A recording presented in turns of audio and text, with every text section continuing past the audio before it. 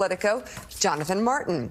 MSNBC senior national security reporter David Rode is with us, and writer-at-large for the New York Times, Elizabeth Bumiller. So, Willie, start us off. Yeah, let's start with the one you mentioned. President Trump reportedly seeking up to $230 million from his own Justice Department in compensation for past investigations into him. That's according to the New York Times, citing people familiar with the matter. The Times reports Trump filed 2 administrative claims, which are often precursors to lawsuits. The first, filed in 2023, seeks damages related to the Russia investigation into the 2016 election. The second, filed the next year, focuses on the classified documents case, accusing the FBI of violating Trump's privacy when it searched his Mar-a-Lago club. According to DOJ policy, only 2 people would be able to approve such claims: Deputy Attorney General Todd Blanche and Associate Attorney General Stanley Woodward, Jr. Blanche, you'll remember, served as the president's lead criminal defense lawyer, and Woodward represented his co-defendant in the classified documents case. As the Times writes this morning, quote, "It is the starkest example yet of potential ethical conflicts created by installing the president's former lawyers atop the Justice Department. Any settlement to Trump also would be paid by taxpayers." The president responded to the new reporting yesterday during an event in the Oval Office. The Justice Department, are you asking them to pay you compensation for the federal investigations that happened to you? And how much are you asking well, for? I guess they probably owe me a lot of money for that. Probably, yeah, that's true. That's very interesting. I don't know what the numbers are. I don't even talk to them about it. All I know is that they would owe me a lot of money, but I'm not looking for money. I'd give it to charity. Now, with the country, it's interesting because I'm the one that makes the decision, right? And, that decision would have to go across my desk. And it's awfully strange to make a decision where I'm paying myself. In other words, did you ever have one of those cases where you have to decide how much you're paying yourself in damages? But I was damaged very greatly, and any money that I would get, I would give to charity. So, David Rode, what is this exactly? It's not quite a lawsuit. It's an administrative claim. It's a lot of money, taxpayer money, we should say, again, $230 million that the president claims he was wronged in these 2 separate cases. So what is the process from here? It's supposed to be a system that allows someone who's wrongly prosecuted or arrested, on federal charges and is, I think, somehow acquitted or shown that this was improper, and then they can get some money, some compensation from the government. What's so extraordinary here is that the only finding of anything being wrong was a judge appointed by President Trump declaring that Jack Smith's appointment was unconstitutional, that we're not supposed to have special counsels in this country. Because Trump won the election, that didn't go farther on appeal, but there for 50 years since Watergate, we've had independent counsels and special counsels. So it's extraordinary. And then the last thing, just ethically, the lawyers, the people in the Justice Department who will decide this are Todd Blanche and Stanley Woodward.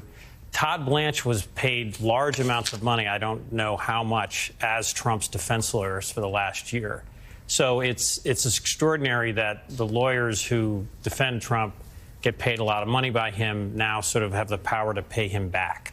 In any normal administration, they would have to recuse themselves. Mm-hmm. They have a conflict of interest. Jeff Sessions did that, and I interviewed Jeff Sessions at length for the last book I did, and he was just excoriated and forced out by the president because he insisted on being ethical and recusing himself from a case. And so the president wants $230 million. One of the claims he's making is that the search of his home was somehow illegal. It was a legal search warrant executed by the FBI after it tried literally for years to get these documents back through the National Archives, and finally they had to resort to getting a legal search warrant. So does he have a claim here? It seems to be an incredibly weak one. And what's so unusual is that you'd want a judge to decide this. They asked for the documents back to the National Archives. Again, a long-standing law, post-Nixon, the president's papers should, go to the people. He denied having these things. They searched the house. Actually, before they searched the house, he said he'd given everything back to them. He had an affidavit his lawyer signed, and he said, these are all the classified documents. Here's the last 35. They searched the house weeks later. They find 300 classified documents, 300. And again, a federal judge approved the search warrant. Eileen Cannon never found, the judge who threw out the charges, that the search was improper. She just, again, used this technicality about the appointment of So is there any recourse here? or does the president get this money? Okay. It's politically, Jonathan Martin, this and Willie, this is very loud noise. But it's not, there's not, I almost feel like it's a massive, massive and effective on the part of the president distraction. Because can Republicans do anything about this? And one theme here is, again, Donald Trump's version of the power of the president. Mm-hmm. I control the Justice Department. Yep. My appointees decide whether I get paid this money. And it's extraordinary. Just no president has dared do anything like this since Watergate. Yeah. Yeah, look, the politics of it are pretty clear cut to me. If you're a Democrat, you say, President Trump, once again, is using the power of his office to enrich himself and his family instead of looking out for you, the voter. It's hard to get more clear cut than cash money from the Department of Justice being given to the president by his own appointees and Trump himself approving it. I think it's kind of a political gift. Trump, it was fascinating watching that clip, guys, because he did say, of course, I'd give it to charity. He probably understands the politics of this. His brain sort of sees around that corner. But boy, I just think if you're a Republican, you really hope Trump doesn't go through with this. And if he does, he's got to give it to charity. Otherwise, it's such a political gift for Democrats going to the midterms, I think. I don't know. I think the base thinks he was wronged, and this feeds into it, and it wouldn't get distracted. Well, the base is never going to leave him, but for the broader electorate out there, you're saying, I thought you were going to lower gas prices and the cost of milk. There you go. You're giving yourself? You're giving yourself what? What's going on here? By the way, the great part about that piece in the Times today, Willie, was there was, as these stories often have these quotes from, college professors.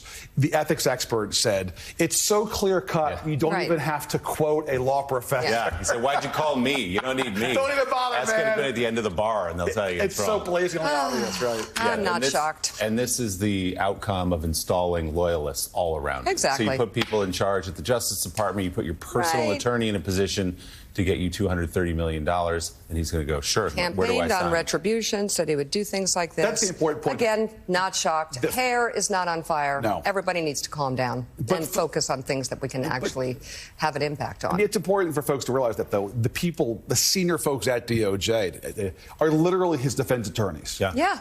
From last year. Yeah. He moved them from his defense attorneys to DOJ. And that is wrong.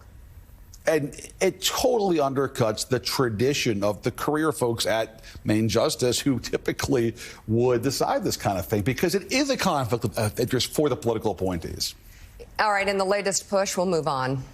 To prosecute President Trump's perceived political foes, the Republican chair of the House Judiciary Committee, Congressman Jim Jordan of Ohio, is asking the Justice Department to take legal action against former CIA Director John Brennan for allegedly lying to